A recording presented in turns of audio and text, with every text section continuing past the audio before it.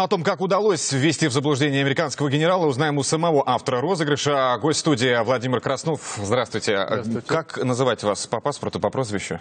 Лучше просто Владимир. Владимир. Владимир, итак, все-таки как пришла идея разыграть генерала Макнили? Почему выбор пал именно на него? Ну, меня именно интересовала тема как раз поставок вооружений армии США, Нацгвардии Украины, вообще вооруженным силам Украины. Им хотелось прояснить эти вопросы, там, что именно представляет из себя военная помощь и в каких размерах она приходит.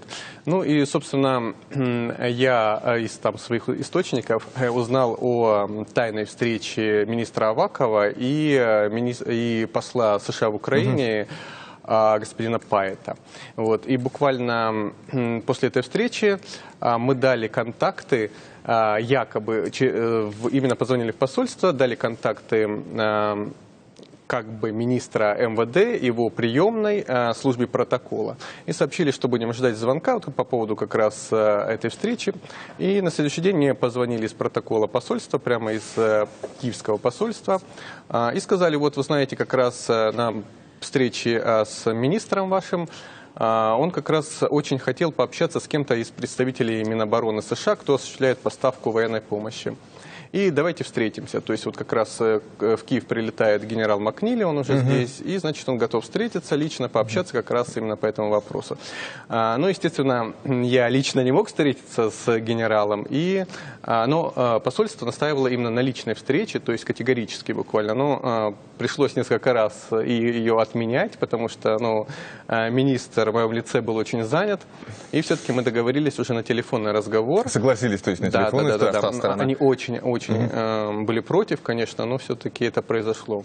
Владимир, давайте сейчас для телезрителей телеканала Life News все-таки поясним, кто такой Кевин Макнили. Это один из самых влиятельных руководителей НАТО. В Североатлантическом альянсе он отвечает за стратегию развития. Биография американского генерала в материале Джамала Маряна. Генерал Кевин Маккинли вошел в ряды высшего военного руководства США. Сейчас Маккинли отвечает за взаимодействие и координацию вооруженных сил США в Европе в рамках специальной оперативной группы. Маккинли – давний сторонник вступления Украины и Грузии в НАТО. На протяжении 2000-х он активно лоббировал возможное членство этих стран в Североатлантическом альянсе. Однако сейчас для военного блока эта тема не актуальна. Американские эксперты склонны полагать, что в этом есть и вина Маккинли. Итак, ваша легенда, Владимир. Вы министр внутренних дел Украины Арсен Аваков. Да. Разговариваете по телефону с генералом Макнили. Все-таки сколько времени заняла вот подобная подготовка? Это же не просто наверняка. Ну да, конечно. Но главное было внушить именно представителям посольства, что я являюсь тем, кем себя называю. В принципе, это не составило труда, потому что у меня была до этого информация уже о именно тайной встрече министра. Вот. Поэтому, в принципе, все прошло достаточно успешно. Вот. И в посольстве мне уже сами предоставили переводчика, то есть они мне позвонили там из военного департамента, и, значит, как бы в кабинете сидел именно генерал, видимо, по громкой связи они общались со мной, и, значит, там был переводчик посольства, который как раз нас и... То есть беседа проходила не на английском языке? Нет. На русском языке. Все было даже не на украинском. А вот все-таки какие интересные заявления Макнили сделал? Во-первых, о том, что 17 октября произойдет встреча руководства вооруженных сил Украины. Там приезжает его шеф, еще один генерал, некий генерал Ки. Значит, там будет некий такой координационный совет, который как раз будет уже более тесно обсуждать вопросы военной помощи. Как раз Макнили попросил вызвать каких-нибудь представителей от Минобороны Украины, от МВД, то есть все это обсудить, дать именно полный перечень помощи, и все это будет обсуждаться, плюс дальнейшая там стратегия на среднесрочная, долгосрочная, то есть даже на срок более года. То есть речь шла о военной поддержке со стороны США? Да. Он сообщил, что как раз будет пока, значит, принято решение об оснащении 4 рот и 1 батальона.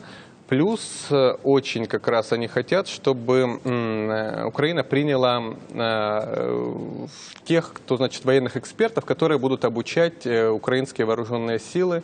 О какой конкретно технике речь шла? Говорили, это самолеты, танки, просто оружие огнестрельное, бронежилеты? Видимо, да, видимо, бронежилеты. То есть это не наступательная техника, потому что я как раз общался, спросил, а будет ли нам оказана помощь в виде именно наступательного вооружения. Он сказал, что нет пока что, так как решение президента пока об этом нет. Но если вы будете повторно заявлять эту просьбу, там, видимо, через Госдепартамент США, то, возможно, ее рассмотрят.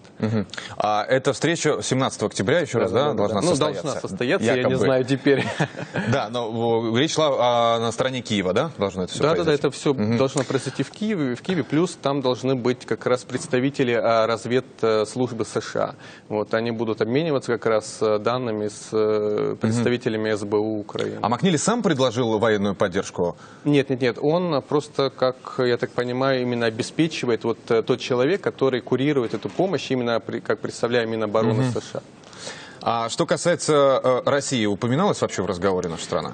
Да, упоминалось. Я как раз ему сообщил, так сказать, что вот мы очень боимся, что ситуация непонятно пойдет в какое русло, и что там мы считаем, что Россия якобы агрессор. Но он меня полностью в этом вопросе поддержал и сказал, что как раз вот надо нам сотрудничать на этой почве очень плодотворно и очень долго и длительно. А вот когда вы задавали вопросы о финансах, был такой, разговор, Да. Не возникло каких-то подозрений у генерала, да? Нет, я думаю, мне так кажется, потому что он в разговоре заявил, что к ним приходит очень много каких-то просьб о помощи от всевозможных ведомств, потому что, видимо, нет какой-то именно общей какой-то позиции, видимо, все хотят финансов. Вот. Но он сказал, что именно Минобороны, они не могут поставлять, то есть делать монетарную помощь, а только оборудованием, то есть в рамках программы, которая предоставлена Конгрессом. Военное оборудование исключительно. Да. Но он такую фразу заявил, значит, что есть, конечно, утвержден бюджет на обучение вооруженных сил Украины, и бюджет этот гибкий, то есть можно его рассмотреть в сторону увеличения. Владимир, раньше объектом ваших розыгрышей становились в основном политики, теперь вот военные. Ну, это, наверное, все-таки больше к политике относится. Кто следующий? Ну, не могу сказать, но готовятся различные вещи интересные.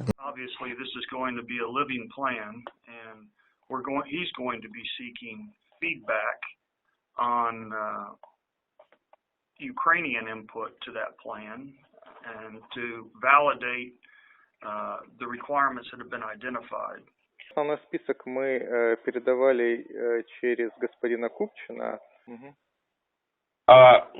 Yes, as for the list of requirements or list of equipment or assistance needed by Ukraine, it was delivered to Washington, to presidential administration through Mr. Kupchin. I'm not sure exactly what his position is. I believe he's advisor to President Obama for Europe, for European affairs. I may be mistaken, but it was through Ambassador Payet. It was delivered to the U.S. government. Yes, we have many requests that we've received, and some we've completed filled, and some are close to being filled. We have equipment right now that is sitting in customs waiting to be cleared so it can be delivered, and there's others that are in the works. But the plan that General Key will talk about on the 17th is really looking at not only the short term, what do you have to have now, but also midterm planning and requirements 6 to 12 months out, and then long-term engagements months and longer.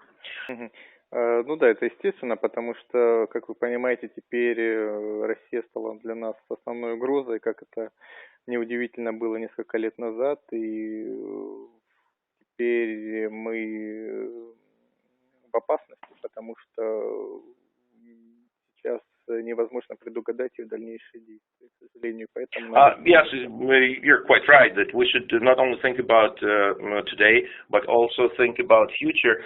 Since Russia has become our main threat, how surprisingly it is, or it could be, it was several years ago, but now it's our main threat, and it is hard to predict what it is going to do in the future. So we have to be prepared. Yes, and you're absolutely correct. Да, вы абсолютно правы. One of the challenges that I identified in speaking with Colonel Kovalov about the National Guard specifically was the need for immediate training. Значит, еще хочу вернуться к моей встрече с полковником Ковалевым. Not only new recruits, but also for your battle-hardened soldiers that are currently in the fight. я понимаю, вы готовы предоставить своих инструкторов, которые будут у нас на месте обучать вооруженные, силы Нацгвардии. So, do I understand it right that you are ready to send here instructors to train our National Guard personnel on site? Well, we have a current proposal to train National Guard soldiers that has been approved by our Congress, and we're waiting for the final approvals to come and the funding to be provided. To come here. Yes. Да, значит, у нас подготовлена уже программа. Fortunately, that process started in April, and as you're very well aware, the situation has changed considerably since April. К сожалению, этот вопрос решался в апреле месяце, и, как вы прекрасно понимаете, с апреля месяца ситуация значительно изменилась.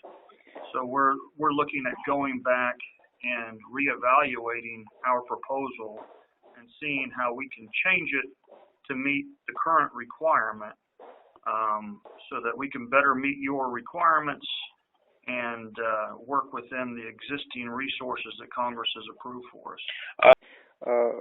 Я хотел уточнить один вопрос по поводу встречи. У нас была же встреча. Well, there is one issue I would like to clarify for myself. During the meeting between our president, President Poroshenko, and President Obama, President Poroshenko was denied. President Poroshenko's request for offensive arms was denied. Is it possible to somehow come back to this issue and discuss it again, to look at this request again? We're looking for assistance with regards to the delivery of offensive arms. That's a political issue, and no one within our Department of Defense can do anything or take any actions in that regard unless we get political leadership from the President or Congress to give us the authority to provide offensive capabilities. If you make the request, then it will be considered, but it really is a political request and not a military request. Considering this concept, what assistance can we look for from your side? What type of assistance? The current proposal that has been approved is to equip four companies and one battalion headquarters, and to train those units. That, after speaking with Colonel Kovalov, is very inadequate. На данный момент, значит, это та помощь, которая уже была утверждена, и мы готовы предоставлять. So the bulk of that money was for equipping those forces, and we can't change that. That's what we've been approved for. The rest of the money for the training is what we have flexibility in, so we can come up with a concept to train more than just four companies and one battalion headquarters.